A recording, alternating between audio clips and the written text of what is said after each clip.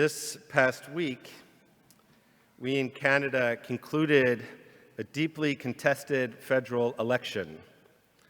As ballots were tallied and leaders offered victory and concession speeches, many editorials echoed that of the Globe and Mail. Reflecting on the state of the country, they wrote, "Canada's future must be built on unity, not division." It's a noble call and a hard one. Elections, by design, emphasize difference. They force contrasts. They expose grievances, sharpen ideologies, and sometimes leave us with more questions about who we are than answers about where we're going. But what would it take to respond to this national moment, not with anxiety or cynicism, but with spiritual clarity? Surprisingly, the Torah this week offers us just such clarity. It comes from one of the most obscure and uncomfortable corners of the Parsha, the laws of tzara'at, often mistranslated as leprosy. This is an affliction which can appear on a person's skin, their clothing, even the walls of their home. It's not purely medical. It is, as the rabbis teach, a spiritual malady, an outward sign of inner disconnection. And it is dealt with by not a physician, but a kohen, a priest. We read in Vayikra 13:3, "V'ra'ah hakohen et hanega ba'or habasar." The priest, the kohen, shall examine the affection of the skin of his body. V'ra'ahu hakohen v'tameoto, and the priest shall look at him and pronounce him impure. At first glance, it seems like this is a technical verse. The kohen looks, and if the signs are present, he declares impurity. But the commentaries teach us that this verse has a profound ethical instruction. The kohen could have said, the priest shall look at the affliction, and that would suffice. But it doesn't just say that. It goes on, "V'ra'ahu hakohen," and the priest shall see him. Not just the affliction, not just the wound. The kohen must see the person, all of him.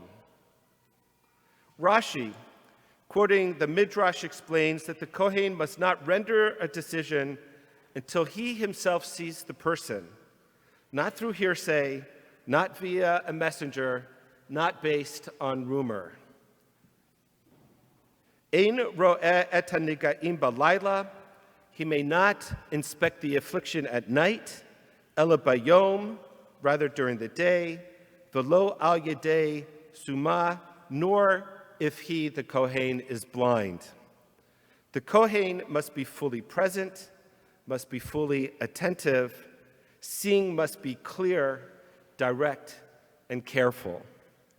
Sforno goes even further. He says that the kohen is not just looking for symptoms.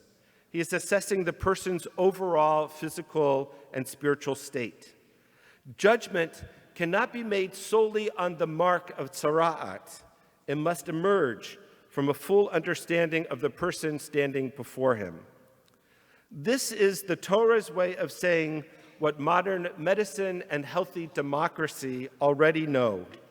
Healing must be holistic. A physician who only sees the symptom and not the story will misdiagnose. A judge who sees only the crime and not the context may miscarry justice. A leader who sees only votes and not lives will never inspire loyalty. A citizen who sees only their neighbor's politics and not their humanity will never build a community. In our generation, one of the most powerful voices urging us to recover the sacred act of seeing is my colleague and friend and Rabbinic Leadership Initiative cohort member, Rabbi Sharon Brous in Los Angeles.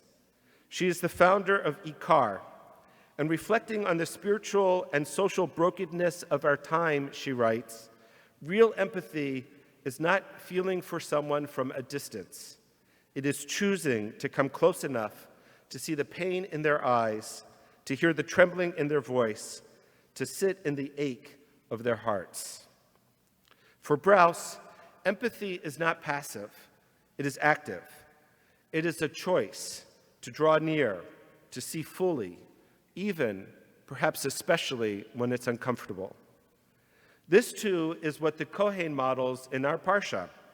He does not merely diagnose, he draws close. He does not see only the blemish, he sees the soul. And perhaps most importantly, he does not render a judgment until he has fully seen. This week, our country needs such Kohanim. It needs leaders and citizens who will see beyond slogans, beyond divisions, beyond social media hot takes. It needs people who will take the time to listen, to understand, to ask. What pain lies beneath the anger? What hope lies behind this demand? What dignity lies within this neighbor? The Globe and Mail and others called for unity. The Torah teaches us where unity begins, with vision, with closeness, with the courage to see the wholeness of other people. It is not easy, but this work is sacred, and it is the only path forward for healing, for reconciliation, for shleimut, for wholeness. So let us ask ourselves in our homes and in our workplace and in our civic life, do we see each other as the Kohen is called to see? Do we withhold judgment until we have drawn close? Do we dare to believe that seeing with empathy, with care, with dignity and clarity is the beginning of healing? Because whether we are treating a disease or repairing and building a society, we cannot heal what we refuse to see. Shabbat Shalom.